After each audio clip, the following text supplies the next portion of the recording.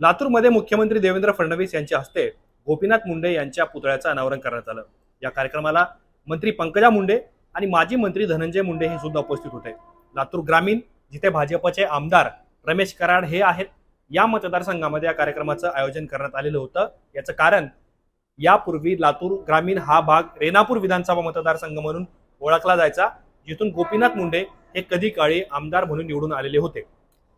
आता याच कार्यक्रमामध्ये धनंजय मुंडे आणि पंकजा मुंडे यांच्यामध्ये एक वाक्युद्ध रंगल्याचं पाहायला मिळालं। ते वाक्युद्ध कशावरून होतं? ते होतं गोपीनाथ मुंडे यांच्या वारशावरून, त्यांच्या संघर्षावरून किंवा मुंडे ब्रँडवरून। आताच्या महाराष्ट्राच्या राजकारणामध्ये, बीडच्या राजकारणामध्ये किंवा ओबीसी राजकारणामध्ये एक स्वतःची स्पेस निर्माण करण्यासाठी जी स्पर्धा सुरू आहे, त्या स्पेसला हेरण्यासाठी किंवा ती स्पेस घेण्यासाठी गोपीनाथ मुंडेंचा वारसा सांगण्याचा प्रयत्न दोन्ही नेत्यांकडून झालेला होता।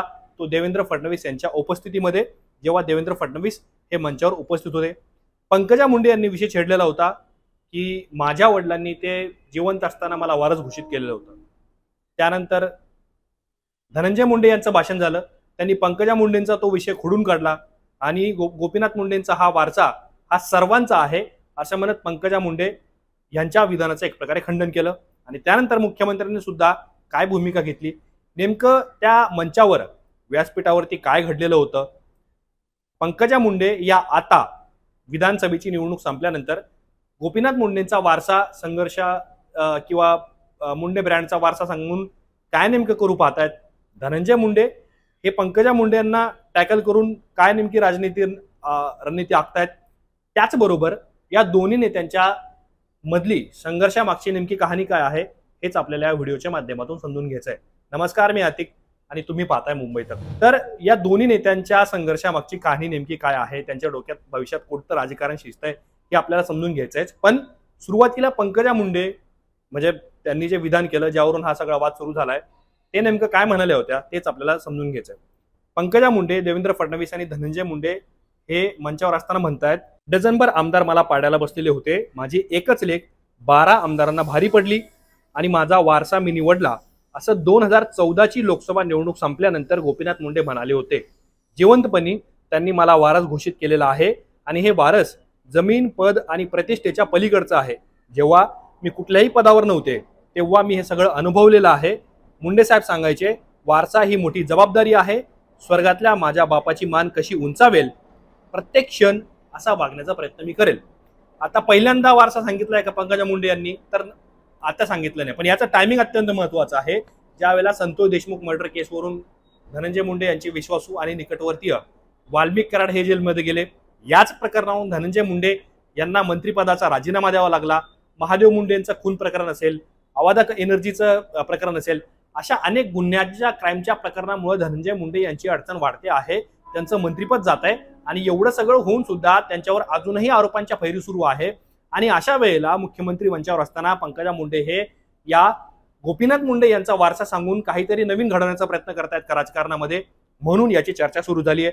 ज्यावेळेला पंकजा मुंडे हे वक्तव्य करून व्यासपीठावर जाऊन बसल्या, त्यावेळेला धनंजय मुंडे बोलायला आले आणि त्यांनी भाषणामध्ये उल्लेख केला।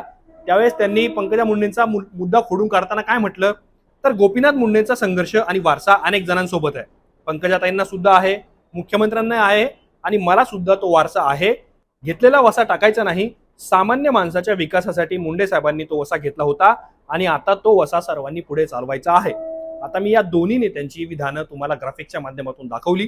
मुख्यमंत्री काय म्हणाले होते, मुख्यमंत्र्यांनी काय सूचक वक्तव्य केलं, तर ज्या वेळेला मुख्यमंत्री देवेंद्र फडणवीस हे भाषणाला उभे राहिले त्यावेळेला त्यांनी अनेक नेत्यांची नावं घेतली आणि ज्या वेळेला पंकजा मुंडेंचा नंबर आला तर त्यावेळेला त्यांनी मुंडे साहेबांचा वारसा अत्यंत समर्थपणे चालवणाऱ्या आमच्या भगिनी पंकजा मुंडे असा उल्लेख त्यांनी केलेला होता। एक प्रकारे पंकजा मुंडे जो दावा करू पाहतायत त्या दाव्याला कुठेतरी समर्थन देण्याचं काम हे मुख्यमंत्री देवेंद्र फडणवीस यांनी केलं।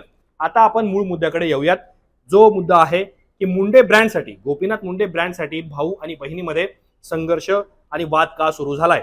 आता मी तुम्हाला काही मिनिटांपूर्वी बीडची पार्श्वभूमी सांगितली, पण आताच्या वेळेला मुंडेंच्या राजकीय ब्रँडवरती दावा ठोकण्याचा प्रयत्न हा दोन्ही नेत्यांचा आहे। म्हणजे हा मुद्दा आताचा आहे का, तर यापूर्वी सुद्धा राहिलेला आहे, पण आताची टायमिंग सुद्धा महत्त्वाची आहे।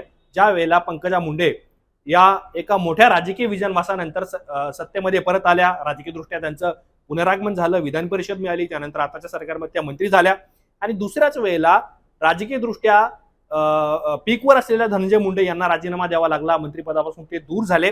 मग अशा वेळेला गोपीनाथ मुंडे यांच्या संघर्षावर, त्यांच्या वारशावर किंवा मुंडे नावाच्या ब्रँडवर डावा ठोकण्याचा प्रयत्न हा पंकजा मुंडे यांचा दिसतो आहे आणि यातूनच धनंजय मुंडे यांचं खच्चीकरण सुद्धा होऊ शकतं। दुसरा महत्त्वाचा मुद्दा काय आहे की बीड जिल्ह्याच्या नेतृत्वासाठी या दोन्ही नेत्यांमध्ये आता स्पर्धा निर्माण झालेली आहे।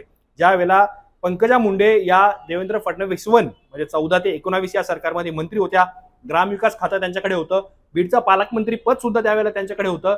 पण 2019 मध्ये परळी विधानसभा मतदारसंघात त्यांचा पराभव झाल्यानंतर धनंजय मुंडे यांचा बीडमध्ये एक प्रकारे राजकीय दृष्ट्या उदय झाला, पालकमंत्री झाले, मंत्री झाले। बीडमध्ये जिल्हा परिषद, नगर परिषदांमध्ये त्यांनी त्यांचे माणसं बसवले, लोक निवडून आणली। आता ती स्थिती परत आणण्याचे प्रयत्न हे पंकजा मुंडे यांचे आहेत का? त्याचा आधार काय आहे? तर गोपीनाथ मुंडे यांचं गुडविल मिळवण्यासाठी जी स्पर्धा आहे यामध्ये कुठेतरी पुढे जाण्याचं काम किंवा पुढे जाण्याचा विचार पंकजा मुंडे यांचा त्यांच्या विधानातून दिसतो। आणि सगळ्यात महत्त्वाचा मुद्दा काय आहे की बीड, लातूर, नाशिक किंवा मराठवाड्याचा आजूबाजूचा सगळा भाग, या भागामध्ये जी वंजारी मतं आहेत, या वंजारी समाजाच्या भावनेला साथ घालण्याचा प्रयत्न हे पंकजा मुंडे करतायत। तर गोपीनाथ मुंडे यांना मानणारा मोठा वर्ग त्या काळी होता, आजही आहे। तर याच समाजाच्या भावनेला साथ घालण्याचा प्रयत्न पंकजा मुंडे करताना दिसत आहेत। पंकजा मुंडेंकडून 2019 मध्ये परत त्यांचा पराभव झाल्यानंतर मंत्रिपद त्यांना परत मिळालं नाही, पालकमंत्री त्या सुद्धा होत्या। आता पुन्हा एकदा जिल्ह्याचं नेतृत्व करण्याच्या स्थितीला त्या आल्या आहेत, हे संकेत ते पक्षाच्या नेतृत्वाला देऊ पाहतायत।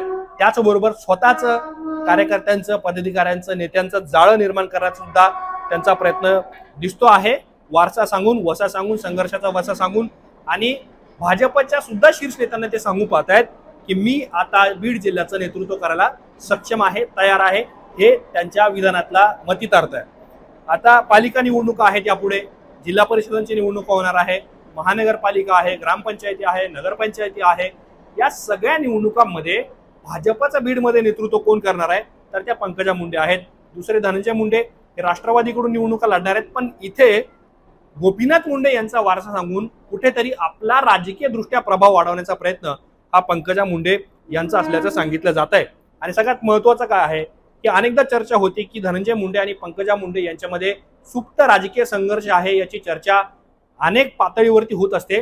पण ज्या वेळेला मुख्यमंत्री देवेंद्र फडणवीस लातूरच्या कार्यक्रमामध्ये गोपीनाथ मुंडेंच्या पुतळ्याचं अनावरण केल्यानंतर व्यासपीठावर बसलेले होते, त्यावेळेला पंकजा मुंडेंनी त्यांच्या वडिलांचा वारसा सांगून कुठेतरी धनंजय मुंडे यांना सुद्धा राजकीय दृष्ट्या एक प्रकारे आपण बॅकफुटवर ढकलण्याचा प्रयत्न केल्याचं पाहायला मिळालं। त्यांच्या विधानातून ते तसं दिसून आलं।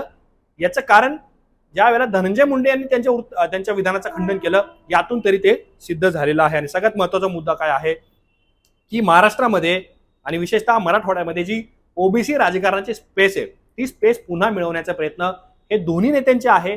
यांच्यामध्ये स्पर्धा अनेकदा राहिलेली आहे, पण आताच्या घडीला मुख्यमंत्र्यांच्या समोर अशा पद्धतीने विधानं करून किंवा मुख्यमंत्र्यांच्या समोर गोपीनाथ मुंडेंच्या वारशावरती हक्क सांगून पंकजा मुंडे हे या पुन्हा एकदा ओबीसी स्पेसमध्ये पुनरागमन करण्याचा प्रयत्न करतायत का, असा सुद्धा प्रश्न निर्माण होतोय। धनंजय मुंडे हे सातत्याने वादाच्या आरोपांच्या भोवऱ्यात आहेत, मग ते गुन्हेगारी असेल, वाल्मिक कराड असेल, त्याच्या आजूबाजूचे प्रकरण असतील, खून प्रकरण असतील किंवा शेती पीक विमाचे प्रकरण असतील, सुरेश दस यांनी केलेले आरोप असतील, अंजली दमानी यांनी केलेले आरोप असतील। त्यामुळं जर भविष्यात भाजपला बीडमध्ये डॅमेज कंट्रोल करण्याची पाळी आली तर त्यावेळेला पंकजा मुंडे यांचा नावाचा विचार होऊ शकतो। आणि त्यापूर्वीच पंकजा मुंडे त्यासाठी मी पुन्हा पूर्णतः तयार असल्याचं सूचक वक्तव्य त्यांनी या विधानाच्या माध्यमातून करून टाकलेलं आहे।